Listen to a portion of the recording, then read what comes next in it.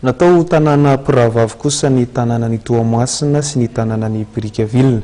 Omaly no nanatanterana ny lanonana fankalazana izany tany Brickaville. Tonga tany antoerana ihany koa ny ben'ny tanàna ny Toamasina nanatanteraka izany miaraka tamin'ny ben'ny tanàna ny Brickaville. No marina omaly sy atao Brickaville ny fiara-miasa akaiky eo amin'ny commune Brickaville sy Toamasina nalay antsoina hoe jumelage ifanampy amin'ny sehatra rehetra fa indrindra izay ahafahana mampiroborobo ny toekarena ny commune Rotonta. Marobe ireo vokatra mivoaka eto Brickaville na eo amin'ny lafiny fambolena na eo amin'ny lafiny jono izay mbola tena azo trandrahana bebe koa ahafahana mampitombo ny fidiram-bola ka irosoan'ny commune amin'ny fahaleovantena araka ny tatitra nataon'ny ben'ny tanàna ao an-toerana.